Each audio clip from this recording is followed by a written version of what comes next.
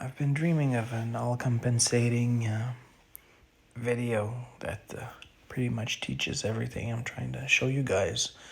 And I think this is it. So here we go at Wolf Creek, par 5, the first hole. It's a tough one we get to practice a lot. Being a first hole, we can go with lots of replays, and I pretty much think I've figured it out. And let me show you what I'm thinking about this hole. Obviously, it's quite elevated, so around 4 or 5%.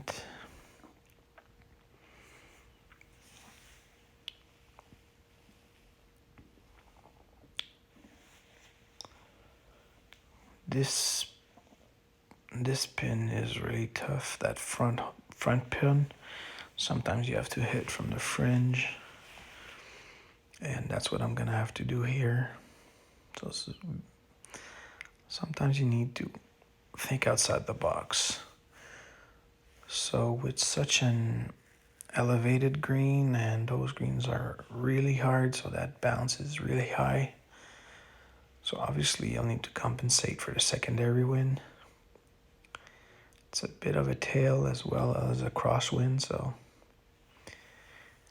it's pretty tricky.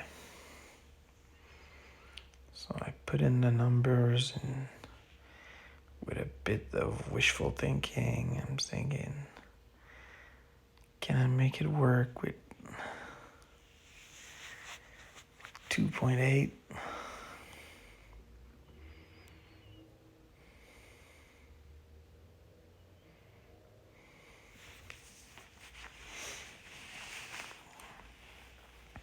Right now, my only thinking is making the regular setup.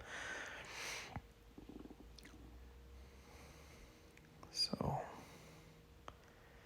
making sure I'm straight, heading to the hole to take the measurement.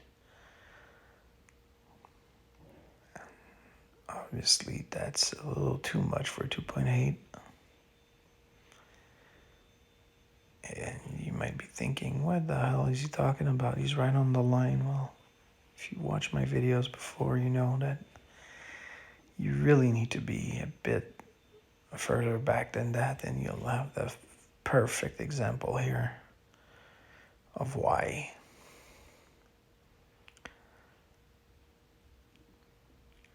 So I'm trying to reset for a 3 rings shot view.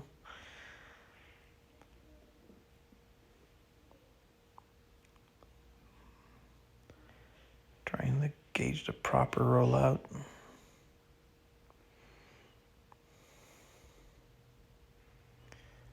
And then I noticed that glitchy, blurry line, and now I'm gonna show you guys what I mean when I say you have to set up behind the pre-established line. You see it, it's right there, it's 2.9, it's even less than that. I'm gonna reset a bit closer, exactly at the line. If you get that blurry line, you know exactly what you're gonna get. 2.8-ish, right? And then I make it disappear. It's not blurry anymore. What do you see? Where does it stop? Well, from what you see from that regular line, it's further back, right? So you have to take that into account, that tiny part you don't really see. Well, on an iPhone 13 Pro Max, that's all you see. I don't know about on an iPad, or a good tablet, a Samsung.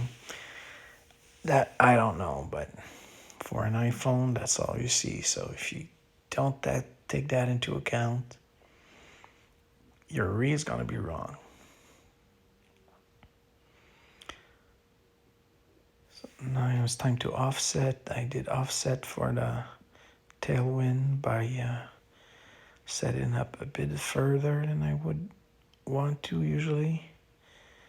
And then a bit of an offset for the side wind, for a crosswind. And now my pull is 214. So 2.14, but coming down big time. Like, scary, and it's hard to judge on such a short pull. Usually, I'd pull more than that. So making the proper adjustment here is key. So many things going on, right? You got the elevation, secondary. Obviously, the file does lots of the calculation. It's not like flat numbers. That helps a lot. But you have to adjust here. You can't pull a straight 2.14 and expect the ball to drop. It might happen, but I'd be really surprised. So that's always what I do. I set up at 2.14 where I need to be, and I'm gonna count. Adjust some clicks against the pull. So pulling downhill, I need to pull less. Now I'm gonna say 1, 2, 3 clicks from where I want it to be, where I should have been if I pull on a flat green. So about 3 clicks. Hitting ultimate is key. And watching the ball bounce against the wind for a perfect rollout like that is unbelievable.